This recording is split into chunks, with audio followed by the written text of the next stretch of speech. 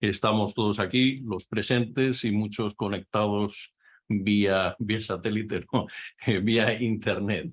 No sé si en algo de Internet interviene todavía los satélites, pero bueno. Dejo el tema para no mostrar de forma mucho más nítida y clara mi ignorancia supina. Tenemos este año pues, un ciclo en el que intentamos recoger, es una idea, la vamos modificando en ciertos aspectos, en ciertos detalles, pero es una idea que nos sigue cuestionando, nos sigue intrigando, que es, bueno, pasa el tiempo y el psicoanálisis va cambiando. Sería cómo se va adaptando el psicoanálisis o cómo van surgiendo diferentes retoños y versiones del psicoanálisis dependiendo de los tiempos y adaptándose a las circunstancias vitales tan cambiantes. Continuamos con nuestro proyecto de profundizar en la evolución de nuestra disciplina, el psicoanálisis y el psicoanálisis relacional. Desarrollamos este año un nuevo ciclo en el que indagaremos sobre los cambios culturales en los últimos 100 años y su influencia en la teoría y en la práctica. Contamos para ello con destacados profesionales de la psicoterapia psicoanalítica y de la práctica psicológica que nos ofrecerán una panorámica amplia y actualizada de esta problemática.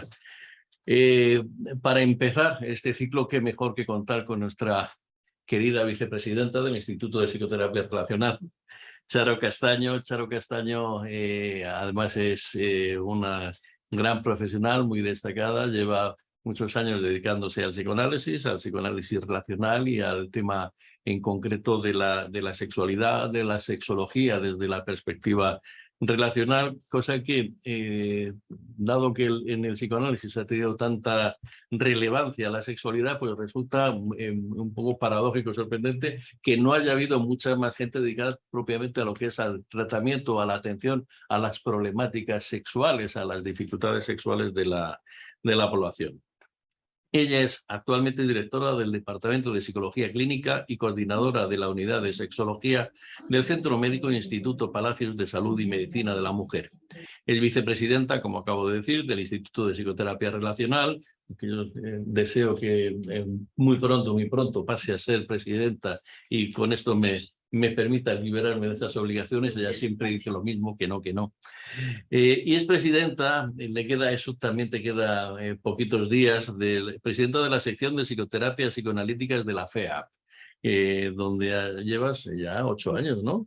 Ya me tengo que marchar. Sí. Ya te tienes que marchar por obligación. Autora del libro La terapia sexual, una mirada relacional, del 2012, que está en proceso de revisión, ampliación para editarse de nuevo, si no este año, el que viene. Es colección Pensamiento Relacional número 4. Yo no, con esto terminamos, tampoco queremos hacer una presentación larga, onerosa y demás. Repito lo de que luego tendremos un pequeño pisco labis para celebrar el inicio del curso y bueno, pues que es habitual su presencia dentro de nuestros ciclos de conferencias y precisamente es habitual porque siempre lo realiza de una manera magnífica. Es decir, trata temas relacionados a menudo con la sexualidad, pero también con la figura, el lugar de la mujer dentro de la terapia psicoanalítica y de la historia del psicoanálisis. Me callo ya, por tanto, y te doy la palabra. Muchas gracias por venir. El título es Una mirada a la sexualidad, nuevas reglas del juego. Bueno, buenas tardes a todos. ¿Me oís bien, no? Sí. Bueno, quiero dar las gracias a Carlos por su presentación, que yo sé que es todo el cariño y además me hace mucha ilusión empezar el curso y se lo dije, ¿te acuerdas? Te dije, me gusta mucho el inaugurar el curso porque veo caras conocidas, veo caras nuevas y es un placer, la verdad, empezar de nuevo. Él sabe, Carlos sabe, porque lo hemos hablado mucho, y Sandra, que también está en la Junta, que yo soy muy partidaria de defender la institución, porque creo que el ser psicoterapeuta es un trabajo que a veces es muy solitario, aunque estemos en relación con los pacientes, sea individual, de grupo. Entonces, tener una institución que nos ampara, que nos protege, que nos da formación, es algo muy enriquecedor. Y además, estamos bajo el paraguas de asociaciones que también nos protegen, incluso legalmente, que yo creo que eso es bueno, ¿no? Por eso yo defiendo mucho todos los espacios, el de conferencias, el del Cineforum, que lo vamos a tener la semana que viene, el de las sesiones clínicas, y aparte de todo lo que son las clases. A mí me parece que son espacios que siempre se han cuidado mucho desde el Instituto de Psicoterapia Relacional y son muy buenos porque yo creo que es el momento clave no solo para formarte, porque tenemos que estar en formación. Si os metéis en la página web de FEAP, nosotros como psicoterapeutas tenemos que acreditar cada X tiempo tantos créditos de habernos estado formando. O sea que esto por ejemplo, esta conferencia nos sirve como crédito. El que la da y el que la escucha. Es diferente grado, pero sirve, ¿no? Lo que presentamos también. También, sí. Hay una serie de reglas que vosotros lo miráis en FEAP y se ve. Entonces, hay que dar las gracias al Centro Ágora, que es justo el que nos da apoyo al Instituto de Psicoterapia Relacional, y yo creo que ese es un centro que tanto el Instituto como el Centro Ágora se han convertido en un centro de referencia. Vayas donde vayas, el psicoanálisis relacional, siempre con todos los libros que ha habido. O sea, imaginaros que empezamos en el 2011, no, 2010, yo creo. El centro en el 2006. No, en 2006, pero los libros empezaron la colección en el 2010, me parece, que fuiste tú el primero. Sí, y ya el de Fairbairn. vamos por 20 y tantos. O sea, que el trabajo es importante. Bueno, yo la verdad es que cuando decidí, cuando me propuso lo de cambios culturales del psicoanálisis, yo dije, ¿por qué se me ocurrió a mí este tema? Fue justo cuando era a principios de verano. Yo creo cuando termina el curso me gusta hacer una recopilación de qué pacientes estoy viendo, por qué vienen, hacer un poco una mirada global de la consulta, ¿no? ¿Qué demandas traen? Y en ese momento me di cuenta que, claro, hay veces que uno para darse cuenta tiene que parar, de decir, ¿qué estoy haciendo? ¿No? Y al ser sexóloga hay muchas demandas que tienen que ver con sexualidad. No toda mi consulta tiene que ver con sexualidad. Pero dije, pues sí, están ocurriendo cosas nuevas, ¿no? A mí me gusta mucho la mirada social, porque sin la mirada social no podemos ver al paciente, ¿no? Y además coincidió que estábamos terminando ya de escribir, otro compañero y yo revisamos mi libro en la terapia sexual relacional, que aprovecho, que está en imprenta ya está corregido todo. Estuvimos revisándolo y marcamos muchos debates diciendo, pero bueno, ¿qué tipo qué consultas hacen ahora los pacientes? ¿Cómo lo abordamos? Y empezamos a hacer estudios. Él se llama Ricardo Gallego, que fue el coordinador de los estudios, y empezamos a diseñar. Habíamos diseñado ya un estudio que está en el EPIFEA para conocer un poco cuál era el perfil de pacientes y cuál era el perfil de terapeutas psicoanalíticos, porque los trabajos en investigación, no os creáis que los trabajos de investigación de cualquier tipo en psicoanálisis no es tarea fácil, que son muy necesarios, ¿no? Entonces ahí vimos que el 50% de las demandas de psicoterapia en las consultas de psicoterapia tienen que ver con demandas sexuales, y un 70% surgen dentro del proceso psicoterapéutico. Entonces, hicimos otro estudio durante la pandemia también para conocer qué pensaban los psicoterapeutas de la investigación del futuro de la psicoterapia. Eso se va a presentar en Bilbao, en el cuarto Congreso Nacional de Bilbao, los días 3, 4 y 5 de noviembre. Y queríamos saber un poco si luego el estudio SES que hemos hecho, el último, ese va a estar en imprenta, y ahí es donde vimos también, nos hacíamos muchas preguntas que intentamos contestar cuando se publique, que es ¿por qué a veces está infravaloradas las demandas sexuales? Lo que decía Carlos, ¿por qué los psicoterapeutas no atienden sexualidad? Los psicoterapeutas psicoanalíticos, o vamos a llamarlos los psicoanalistas, que ahora veremos por qué digo esta, ¿no? ¿Por qué no tratan esos temas? ¿Qué está pasando? En el estudio se ve que echan de menos una formación en terapia sexual para tratar las disfunciones sexuales, ¿sí? No estamos hablando para tratar la sexualidad infantil, por ejemplo, ¿no? Lo que hablaría el psicoanálisis clásico. Entonces, yo esto os lo dejo porque si queréis lo podéis a ver, ¿lo puedo mover esto? Sí. decididamente sí que hay cambios, ¿no?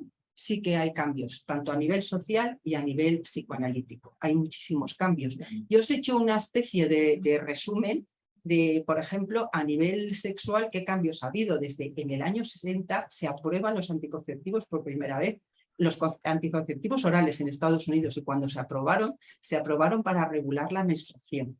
O sea, no se aprobaron para la fertilidad ni para nada. No para el vicio. Ni para el vicio. O sea, no se aprobaron para esto. En España, yo recuerdo, os cuento, porque o sea, es un tema muy amplio en el que me he metido. Y he dicho, yo no quiero caer en nostalgias, no quiero caer en generalidades simplistas, porque claro, ¿qué significa que sí, que hay cambios?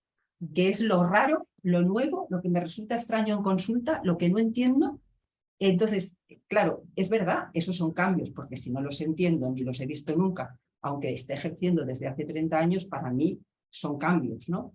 Pero si sabemos que estamos hechos de prejuicios y sabemos cuáles son más o menos nuestros prejuicios, que siempre no somos observadores neutrales, somos parte activa de la sociedad, con lo cual tanto los pacientes como los psicoterapeutas estamos un poco contaminados, ¿no? O sea, aquí yo he visto que mucha gente piensa, aquí estamos en una sociedad libre, entonces yo soy libre para todos mis sentimientos, emociones y comportamientos sexuales son decisiones individuales. Ya no hay tabú, el sexo no es tabú, ya no hay condicionamientos sociales, ¿no? Eso es una falacia, porque realmente si pensamos, mira, yo recomiendo que el que no lo haya leído lo haga y el que no, que relea El miedo a la libertad de Erich Fromm. Y entonces dices, a ver, ¿qué es eso de la libertad?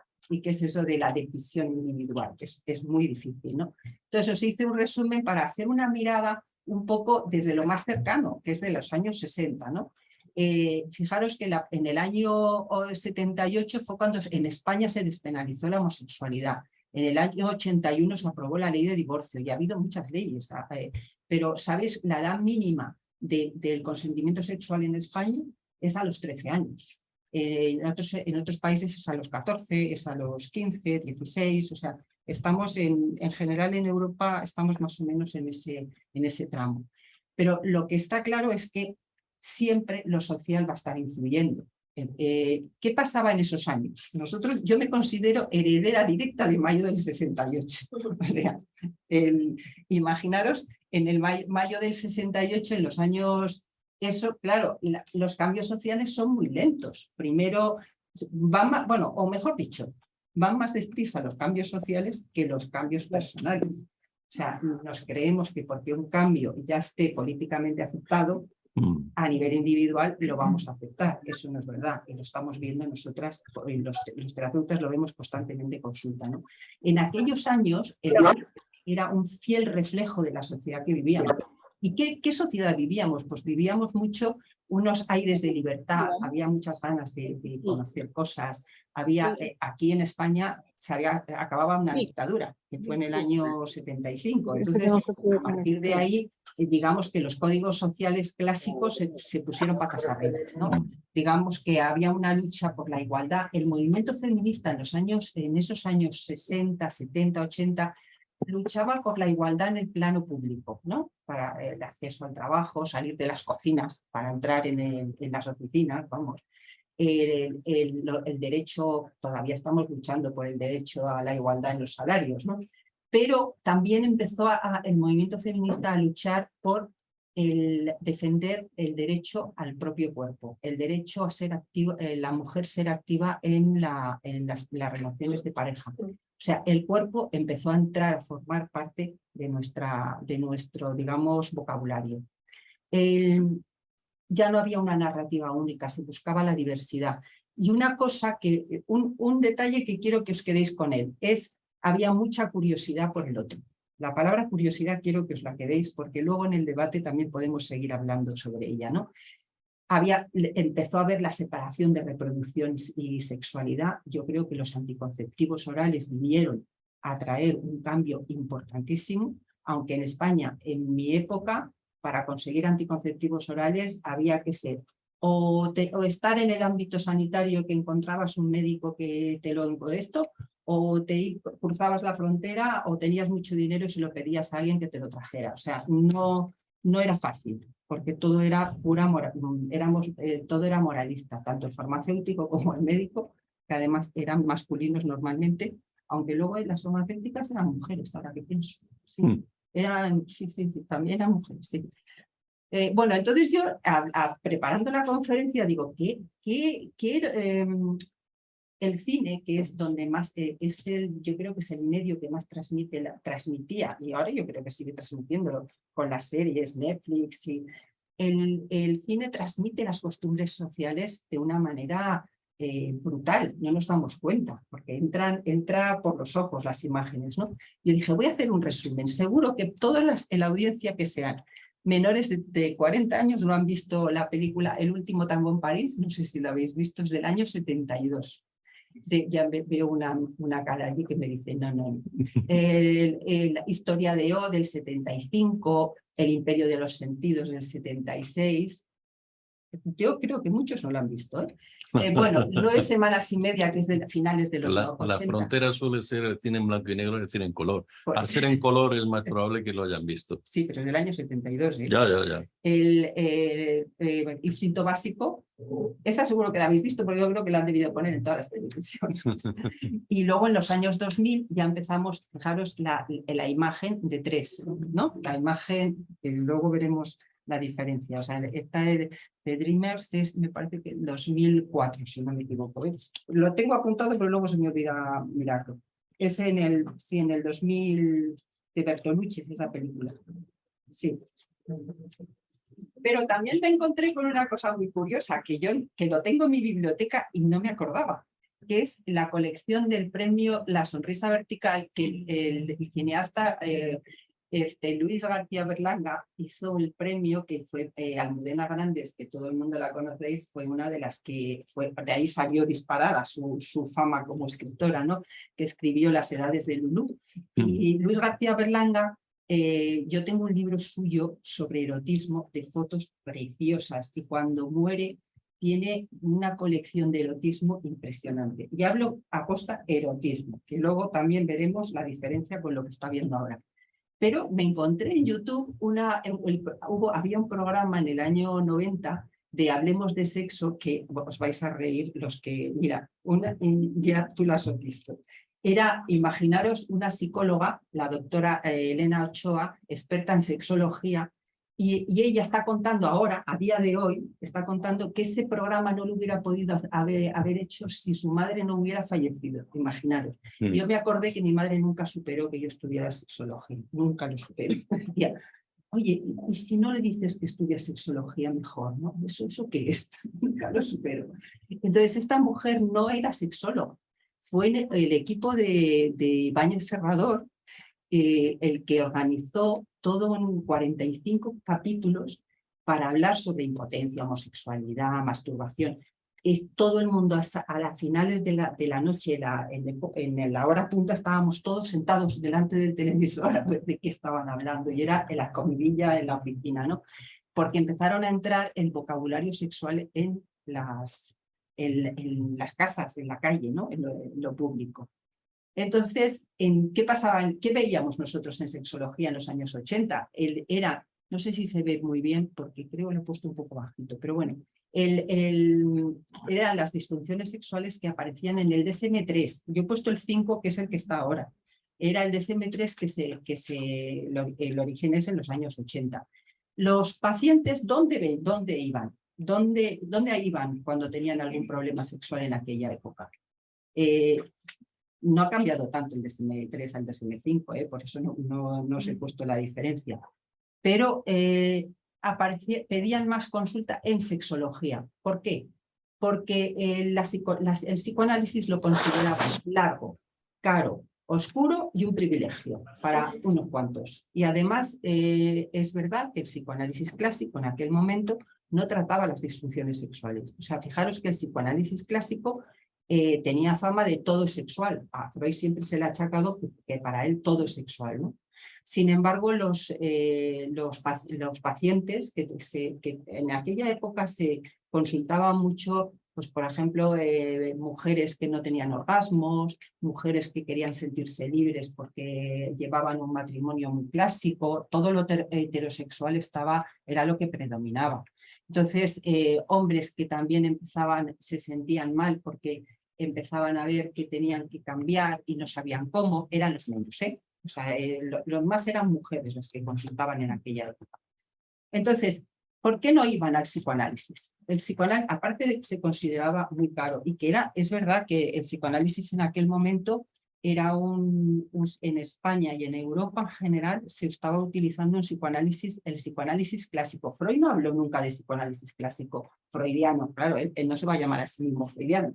Entonces, él nunca dijo psicoanálisis clásico, ni dijo psicoanálisis ortodoxo. Eso lo dijeron los que empezaron digamos, ¿cómo sería? Hacer una crítica desde dentro.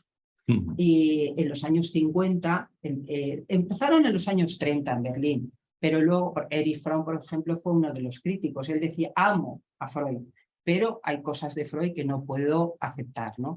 ¿Qué es lo que empezó a no aceptarse? Yo voy a citar solo lo que es en el terreno sexual, ¿eh? Cuando el libro que escribe él sobre que os he traído aquí, los puntos, por ejemplo, los 3 ensayos para la teoría sexual es de 1905, no nos olvidemos. Entonces, él no se acepta, se empieza a criticar la mente aislada. O sea, Freud en realidad cambió su teoría. Él lo que hacía era analizar los conflictos internos. Digamos que no trataba la sexualidad adulta. Se empieza a cuestionar tanto la teoría de la libido como el complejo de Edipo. Para él la anatomía era el destino, o sea, no se hablaba de género, porque en aquella época, hasta los años 50, no se utilizó el concepto género. Entonces, en aquella época lo que se utilizaba era sexualidad masculina, sexualidad femenina. La femenina era una incógnita, que la mujer era un continente, seguro que Carlos se acuerda textualmente, pero más o menos era un continente oscuro. Inexplorado. Inexplorado, se lo sabe mejor que yo. Es un continente inexplorado para Freud, ¿no? Entonces, él siempre dejó la puerta diciendo, yo a la mujer no la entiendo, ya alguno vendrá y la entenderá, ¿no? Lo que siempre querremos saber es qué es lo que quiere la mujer. Sí, eso lo dice. Entonces, para él todavía, sí, la anatomía era el destino, es decir, lo activo era masculino y lo femenino era pasivo, y además coincidía con el cuerpo masculino, con el cuerpo de hombre y con el cuerpo de mujer. Se fomentaba mucho en las consultas la individualidad, o sea, no se tocaba lo que es relacional, la relación de pareja, y se trabajaba sobre todo la culpa. El complejo de Edipo, digamos que lo fundamental. Estoy haciendo un resumen muy simple, pero yo quiero traeros reflexiones que nos ayuden, ¿no?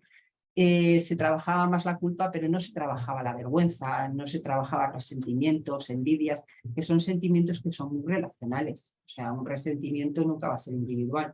La culpa tampoco, pero el resentimiento seguro que individual no es.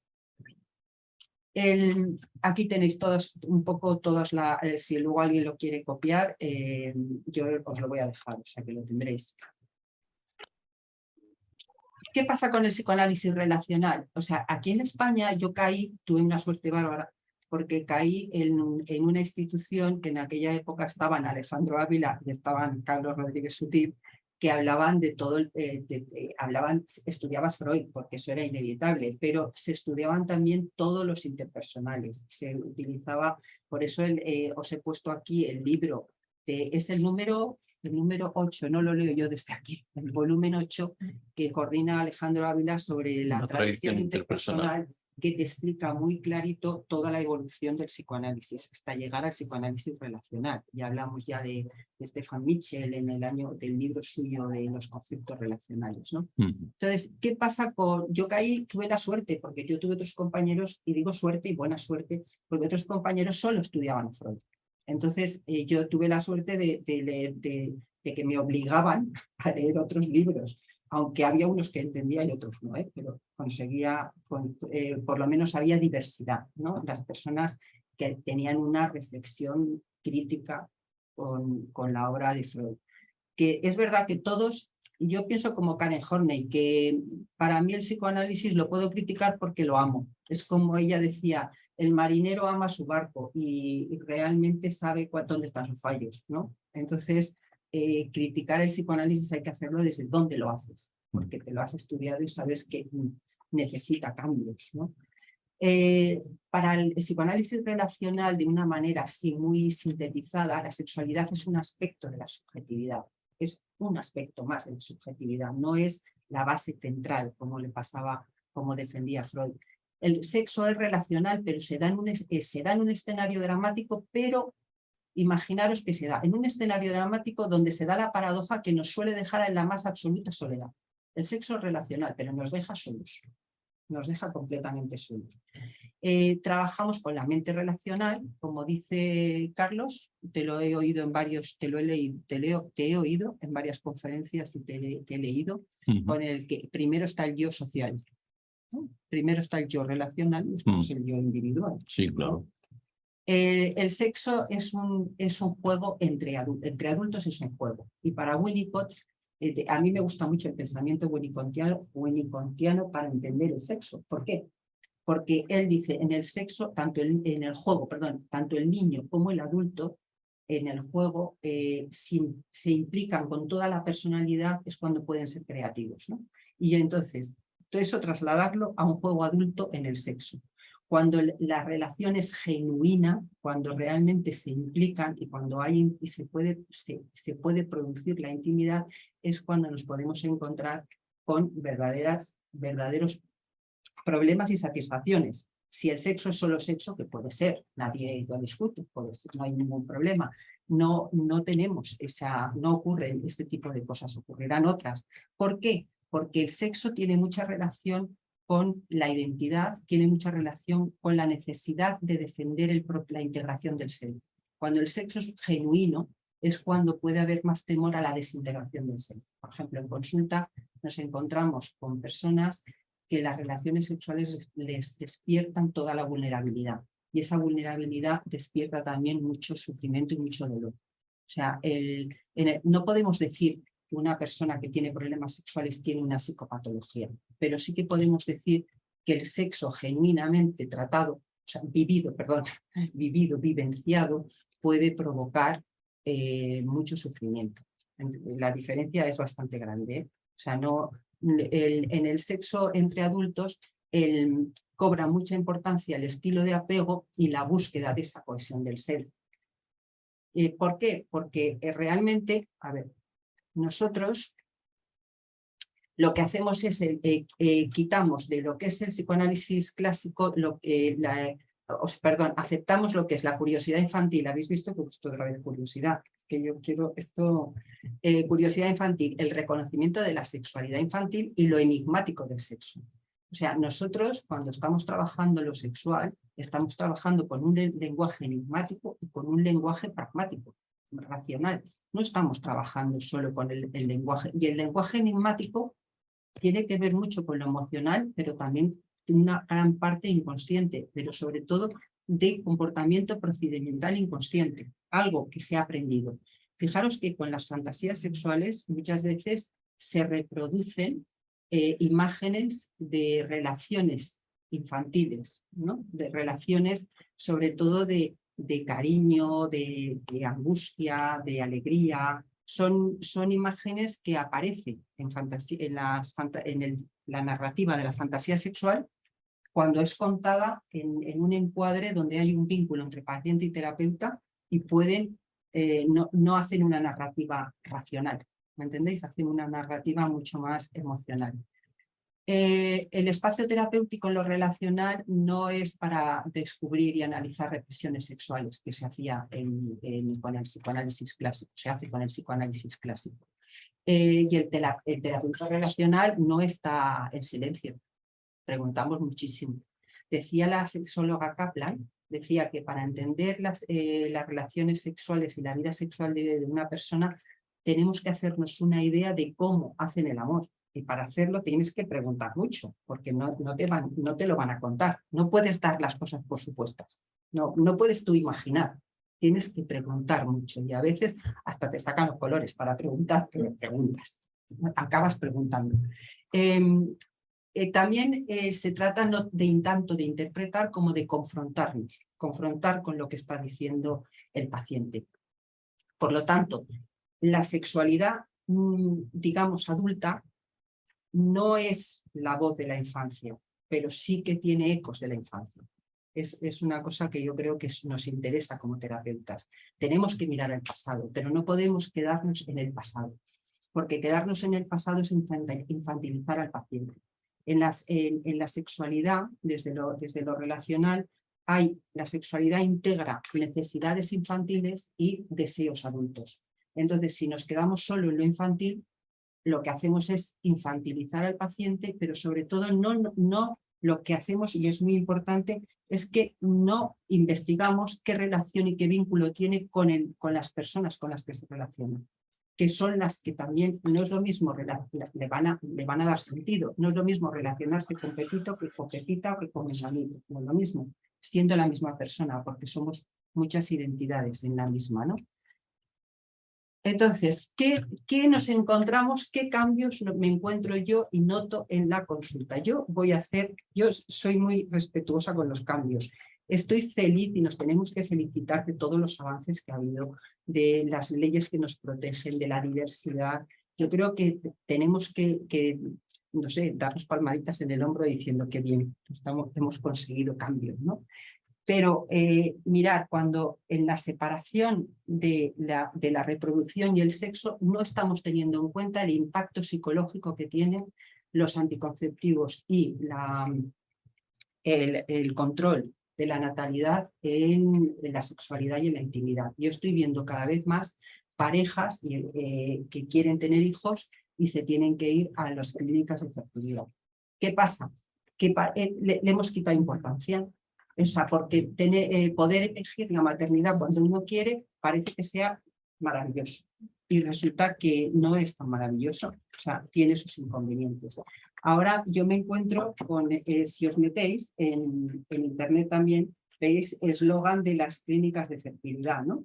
Donde tú puedes, tu cuerpo está hecho para eso, si quieres un hijo primero haz un diagnóstico. Digo, yo en mi época si quería un hijo tenía que tener sexo, si no, ahora es si quieres un hijo haz un diagnóstico, ¿no? El diagnóstico es lo primero que hay que hacer. Entonces, claro, esos cambios son muy importantes.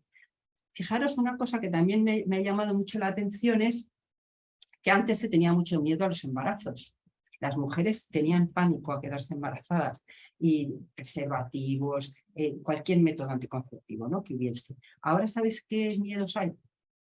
El miedo a la humillación, esa desintegración del ser, y tiene que ver con la identidad. Las mujeres, sobre todo mujeres, pero es que también hombres, están teniendo muchísimo miedo a la humillación pública a través de las redes, con el grupo de amigos, en las mujeres no ser tan buenas amantes como se espera de ellas, o ser demasiado fáciles, que a mí, de verdad, cuando oigo esto en consulta, digo, pero si yo creí que esto ya estaba superado, no está superado. Y los hombres están teniendo mucho miedo, que también tiene que ver con su dignidad, si no son suficientemente potentes. Eso siempre ha existido, siempre ha existido, pero ahora ese miedo ha vuelto a aparecer. También ha habido un aumento de las enfermedades de transmisión sexual, muchísimo. Y yo me pregunto, y os lo dejo también para debate, si es porque hay mucho sexo o es porque hay mucho sexo donde no se cuida uno como persona, O sea, si no hay responsabilidad, porque no se trata tanto de si hay mucho con muchas personas, sino qué tipo de responsabilidad hay. Cada vez hay más, no, yo no me pongo, no se pone el preservativo porque no quiere, yo para que no haya lío, o bebimos tanto que no supimos qué hacíamos. Por lo tanto, no es tanto mucha cantidad, sino se cuidan las personas, hay cuidados a nivel que tiene que ver mucho con la mentalización también, Bueno, yo lo dejo aquí porque yo tengo más perplejidades que certezas, pero me parece que eso en terapias es importante.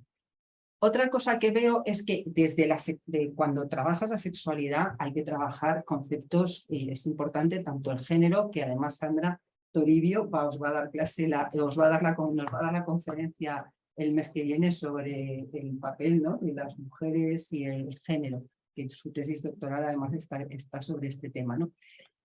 Aquí hay una confusión tremenda. O sea, tanto con pacientes como con los terapeutas. Yo recomiendo que hagamos también una reflexión desde este lado, porque igual que en la época de Freud se hizo una reflexión y una crítica sobre que los profesionales, o sea, los psicoanalistas, los psiquiatras, se ponían del lado de lo políticamente correcto, o sea, si la homosexualidad era mala porque políticamente no estaba bien vista. Ahora lo políticamente correcto también tenemos que ir viendo si es bueno, no es bueno y cómo lo podemos afrontar. Nos encontramos que ya no hay dos sexos, estamos en lo transexual. Yo cuando escribí el libro de la terapia, la terapia sexual en el 2011, bueno, que estuve 2010, 2011, ya estábamos con la teoría queer. Fijaros que la teoría queer significa raro, extraño, patológico, como lo queráis llamar. Ahora eso se ha convertido en positivo. Todo lo queer y todo lo raro es positivo. Entonces yo como profesional de la salud tengo que mirar a ver qué significa esto, ¿no? Si habéis visto en una de las diapositivas al principio, he puesto que hubo una ley en el 2007 de rectificación de sexo en el registro civil. Eso tiene unos requisitos, que es una persona trans, porque todo lo queer, trans, ha entrado está en polémica ahora mismo, ¿no? En esa ley, que lleva desde el 2007, uno puede cambiar de sexo, pero tiene que tener un informe médico o psicológico durante 2 años antes de tomar una decisión de cambio de nombre, ¿no? Ahora habréis oído todos el proyecto de ley que está en el Congreso, donde lo que se trata es de que se haga lo mismo, pero sin la autodeterminación, es decir, sin ningún informe médico, ni psicológico, ni nada. En países como en Reino Unido, en Suecia y Finlandia, creo, están retrocediendo ya esa ley y nosotros la queremos aprobar.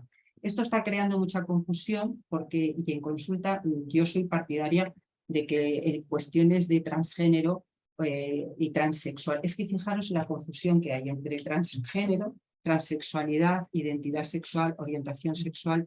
Hay tal confusión que nosotros como profesionales de la salud tenemos que tenemos que estudiarlo. Yo no hago más, me he leído un montón de libros y sigo confundida, ¿eh? O sea, no os creáis que lo tengo claro.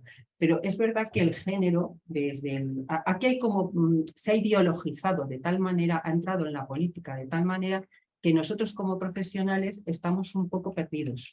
Porque ahora mismo, si se aprueba esta ley, que se va a aprobar, no lo sé si se aprobará o no, pero si se aprueba, nosotros no tenemos voz y voto, es decir, un paciente puede llegar a nuestra consulta y decir, yo soy trans, pero es que han quitado lo de sexual y género, es trans.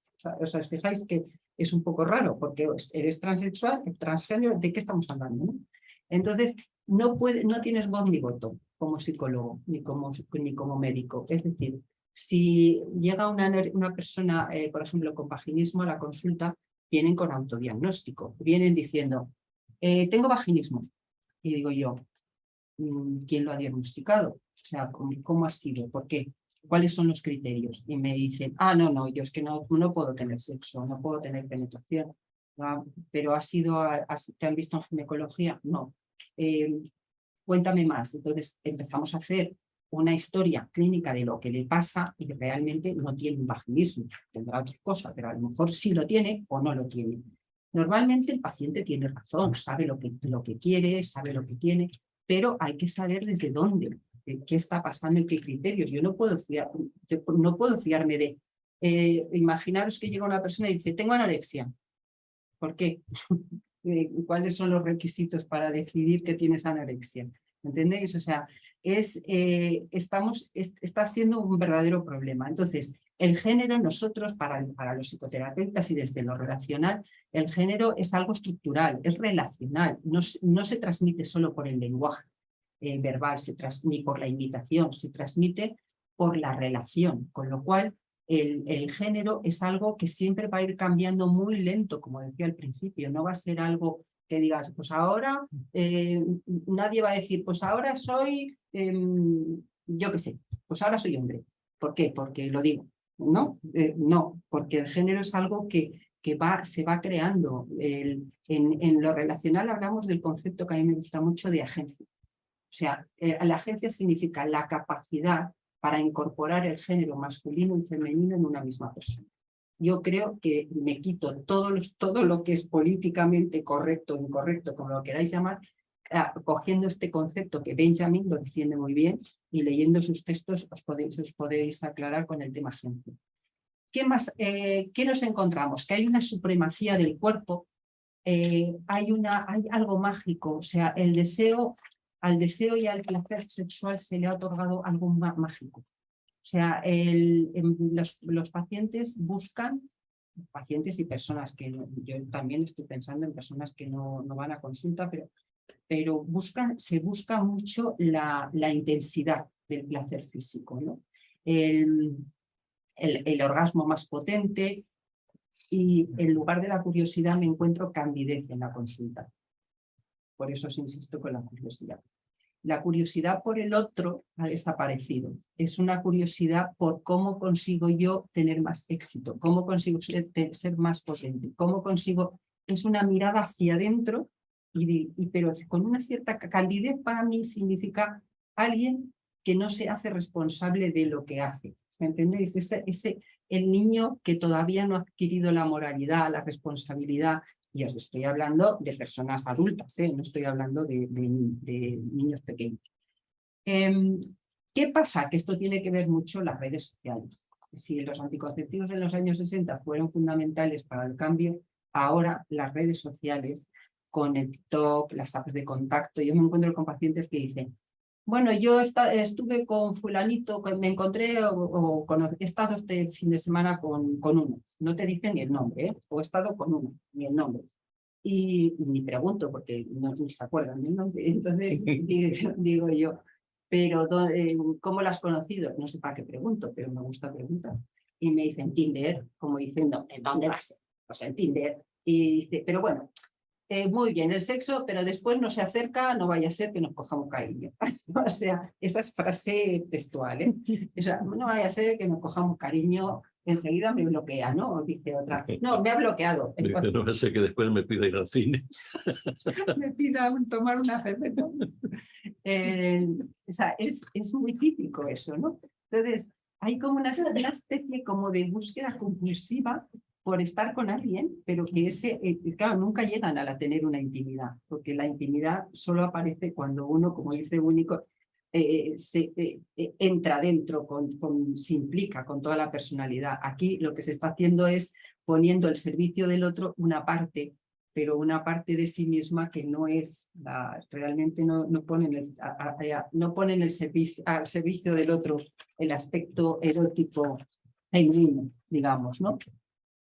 Pero es que las redes sociales, el otro día me estuve leyendo todo lo que pude sobre pornografía, y la pornografía se ha convertido en el educador sexual de la sociedad en la que vivimos.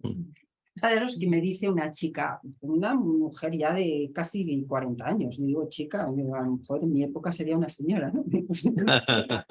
Me dice, estaba con un chico y de repente me cogió del pelo así, me tiró para abajo y con una violencia, y le dije yo, ¿pero qué haces? Claro, como dice, si yo tengo 20 años me hubiera sometido, porque no, ahora tengo recursos, ¿no? Llevo trabajando con ella bastante. Dice, ya sé defenderme. Dice, pero le digo, ¿qué haces? Dice, pues lo normal. ¿Eso lo has aprendido en la pornografía? Y dice el otro, pues claro, ¿dónde lo voy a aprender? O sea, digamos que la pornografía la hemos convertido en algo habitual en nosotros. Fijaros que en sexología, cuando yo hice el máster, decían, hay que aconsejar que vean pornografía, los hombres pornografía y las mujeres literatura erótica. Y yo decía, ¿por qué hay que aconsejar esto? A mí nunca me gustó. ¿Y por qué no al revés? No, pero no, ni siquiera por eso, o sea, ni por eso, ni por...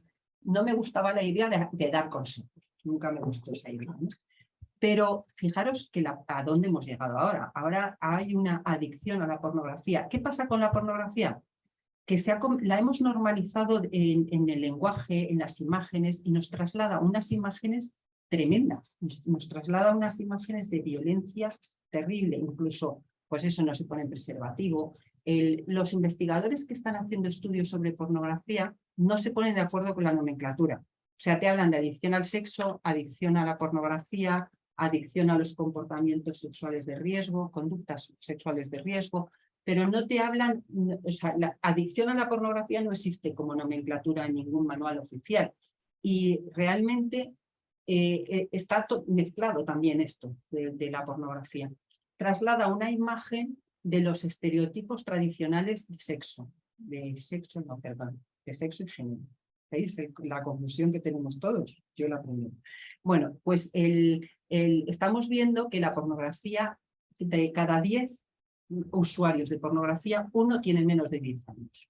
Claro, un niño o una niña que ve pornografía, realmente su estructura cerebral está por las neuronas espejo, o sea, está aprendiendo a excitarse de esta manera. O sea, en la vida real va a cumplir con eso también.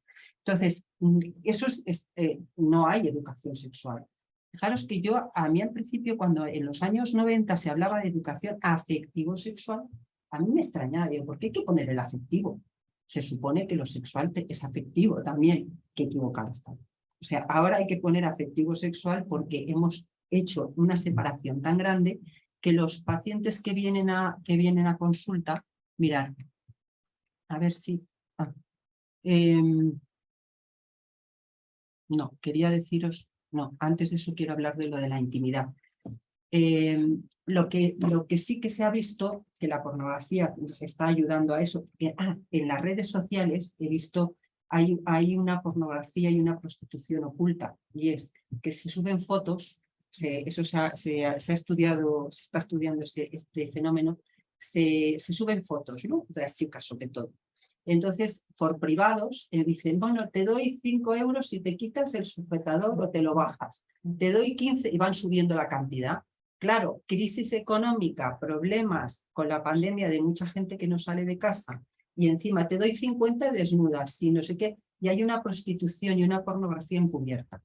Que eso todavía es peor porque, claro, yo lo que he visto que ahora mismo en la intimidad, nosotros, el movimiento feminista sí que ha luchado por la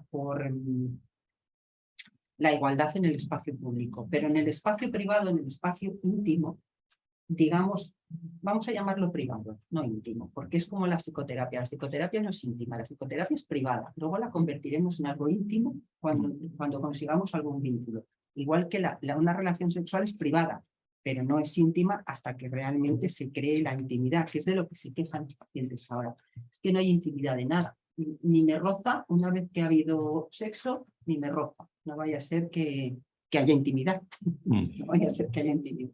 Entonces, lo que sí que estoy viendo yo es que en el espacio privado lo que se fomenta la desigualdad muchísimo.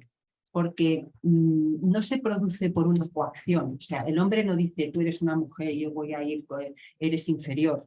O la mujer dice, hoy me ha tratado mal porque soy inferior. Hay una especie de elección libre.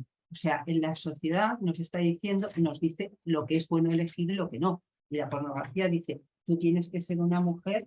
¿Y cómo es una mujer? Pues ese es este estereotipo. Y esto entra de forma inconsciente, o sea, nosotros no nos damos cuenta. El otro día una paciente de 40 años, sí, 44 años me decía, espectacular, la chica, os digo que era físicamente, que ella se veía fea, yo decía, Dios mío, o sea, muchas veces lo que uno percibe y lo que uno sabe, lo que uno ve. Decía, me acosté venía muy perturbada de una relación sexual que había empezado a tener desde hacía por Tinder, desde hacía poco, ¿no? Dice que desde el principio la pareja le estaba diciendo, pero tú eres sumisa, y se lo tomaba como algo como diciendo, una mujer no puede ser sumisa, pero una mujer sumisa, masoquista. Entonces es como, hay una especie como de, si me está diciendo sumisa es porque hay algo que no funciona bien, ¿sabes? O sea, como ¿Qué está pasando aquí? Si yo soy una mujer de éxito, soy una mujer profesionalmente, soy la mejor. Cuando no nos damos cuenta que desde la psicoterapia, nosotros cuando vemos a un paciente y lo tratamos desde la sexualidad, en la sexualidad siempre va a haber una lucha de poder, pero no la podemos analizar desde los registros sociológicos o del movimiento feminista. Tenemos que hacer el registro desde que nunca va a haber una igualdad total por personalidad, por carácter. Es imposible, porque además en el sexo uno puede descubrir que le gusta ser sumiso o que encuentra satisfacción en ser sumiso, pero luego en su vida normal, en su vida diaria es una persona a lo mejor hasta dominante, ¿no? Pero no tiene por qué ser malo eso. Lo que pasa es que si nosotros como psicoterapeutas solo hacemos el registro sociológico, no podemos trabajar con ellos. Tenemos que trabajar más desde la estructura de que la sexualidad es una estructura más desde lo perverso. Pero cuidado, no os asustéis. Perverso significa en el sentido de transgredir. Es decir, una persona cándida, en una candidez absoluta, nunca va a tener sexo de verdad, porque sexo significa poder acercarse al otro, y el otro se acerca a mí. Cuando digo el otro es la otra persona, da igual que sean del mismo sexo, de diferente sexo. Tiene que haber una transgresión de las normas de algo que nos lleve a acercarnos a la otra persona, no un simple, esto no es, la sexualidad no la podemos ver como algo de qué es lo que hay que hacer, no, estamos hablando de otras cosas. Entonces, tenemos que ver que tanto las caricias como ser mujer o ser hombre forma parte de la estructura del self. La creencia de ser mujer o de ser hombre forma parte de la estructura del self. Y en el contexto sexual, las caricias, las excitaciones despiertan el sentimiento consciente e inconsciente de vulnerabilidad, riesgo, confianza en uno mismo y en la relación. Y esta vivencia sexual creará nuevas fantasías y creencias sobre la identidad. Es decir, la intimidad nos va a configurar la identidad. Y nosotros como terapeutas tenemos que saber lo que ocurre en el contexto social. Pero a la hora de trabajar tenemos que saber que hay una estructura más desde lo antropológico casi. O sea, más desde no es tú eres mujer, no puedes ser sumisa. Tú eres hombre, no puedes ser dominante. Vamos a cambiar. No podríamos trabajar porque estaríamos juzgando, no estaríamos entendiendo qué es lo que está pasando. ¿Entendéis? Entonces, nos encontramos que en las consultas tenemos una ausencia, bajo deseo sexual, no os podéis imaginar, nunca había visto tanto, bajo deseo sexual y ausencia total, o sea, no siento nada. Y debajo hay patología en algunos casos y en otros casos hay muchos miedos sobre todo a enfrentarse a compromiso de pareja. O sea, hay mucho miedo a desnudarse emocionalmente. Uno se puede desnudar físicamente, pero emocionalmente está costando muchísimo.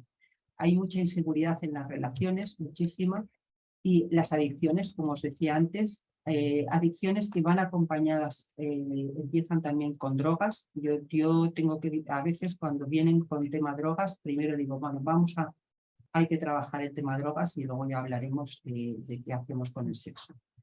Muchos conflictos de pareja que solamente aparecen después aparecen como síntomas al principio. Un síntoma sexual puede hacer que se retrase el no ver los conflictos de pareja. Y también lo que veo mucho son abusos, violaciones y traumas sexuales. Sobre todo estoy viendo chicas ahora que han sido violadas en grupo, porque la pornografía lo que está haciendo ahora, violadas en grupo después de haber sido drogadas, o sea, no porque ellas acepten. Desde la manada, ¿os acordáis de la famosa manada? Ha habido casi como, si no me equivoco, 350 denunciados, 350 hombres denunciados. O sea, que la violación en grupo de hombres a una chica está siendo cada vez más. Y además es importante, yo creo que tendríamos que los profesionales de la salud defender que haya una regulación de Internet y haya una regulación de todo esto. Porque hay un doble mensaje. Por una parte dice, bueno, pero también está la pornografía lesbiana y homosexual, que es más suave. Más Yo suave. eso dice. Está la heterosexual es mala y la homosexual es buena, entendiendo como que parece que lo heterosexual se tiene que replantear, eso es cierto, pero parece que lo heterosexual lo estamos desprestigiando, pero estamos idealizando otro tipo de pornografía. O sea, estamos yéndonos de un extremo a otro. Entonces, yo creo que es necesaria una regulación, que desde los políticos se pusieran las pilas, habría que hacerlo. Por lo tanto, yo creo que en la terapia sexual lo que trabajamos que el sexo es un juego, es un escenario dramático. A veces es un escenario donde a los pacientes hay que decirles, pero podéis reír un poco, ¿eh? Esto es dramático, pero hay que reírse un poco. Hay veces que los pacientes se lo toman todo muy en serio, ¿eh? El sexo, muy, muy en serio. Es relacional, a veces nos deja en soledad, se utiliza el lenguaje pragmático y el enigmático. El sexo no es la voz de la infancia, pero tiene ecos del pasado, tiene necesidades infantiles y deseos adultos. Mira, cuando trabajo con pacientes de lo sexual, a la misma vez que estoy viendo a un adulto, estoy viendo al niño, pero a la vez, o sea, es como, a veces digo, no sé a quién estoy hablando, si al niño o al adulto. Es algo muy curioso porque es verdad que el niño siempre está ahí, ¿no? Agazapado, a ver cómo puede hacer la perversión más así, más... Es muy curioso. Los afectos, en el sexo hay que trabajar mucho, dos importantes, la vergüenza y el resentimiento. Eso para mí serían los afectos más importantes. La agresividad también, pero la agresividad más que nada por la inhibición de la agresividad. Cuidado, no os confundáis, porque cuando hablamos de agresividad siempre pensamos en violencia. No. La violencia es otra cosa. La agresividad es el impulso para acercarse al otro. La capacidad para acercarse al otro a veces está totalmente inhibida. Esa capacidad para no tener miedo al otro, ¿no? Como decía un paciente que le tenía miedo a su mujer, que hay muchas veces que tienen miedo a la mujer que aman y desean a la que no aman. Eso es Freud, somos herederos de Freud, ¿no? Que decía, el que ama, ¿cómo era? El que ama no desea y el que desea no ama, ¿no? Y digo, no hemos avanzado mucho, no hemos avanzado. En conclusión podemos decir que hay más derechos, más libertad, más diversidad, pero hay mayor separación de roles sexuales de género tradicionales. Fijaros que se he puesto a las dos, sexuales y de género, las dos. Hay más separación, que es realmente era lo que no queríamos. Hay más sexualización de la sociedad, pero en sentido negativo. Es decir, nosotros pensábamos, y el movimiento feminista también en aquella época, pensaba que sexualizar la sociedad iba a ser algo bueno. Pero resulta que se ha convertido en algo malo porque pensar cuando se dice en negativo es pensar en él, no sé si ya voy terminando, si es en la cosificación de los cuerpos. O sea, cuando hablamos de sexualización en negativo es en la cosificación de los cuerpos. La ausencia total de educación en las escuelas y en las familias. O sea, las familias, las escuelas porque no quieren, porque ahora mismo hablar de sexo es malo. O sea, se ha convertido en un tema tabú. Entonces yo creo que necesitamos trabajar con mirada crítica para mantener y transmitir a las generaciones jóvenes los derechos y libertades conseguidos y seguir trabajando creativamente en alcanzar una salud sexual suficientemente buena. Y con esto yo quiero abrir un debate porque quiero ver qué se os ha ocurrido durante toda esta charla. Muchas gracias. A ver si esto sale.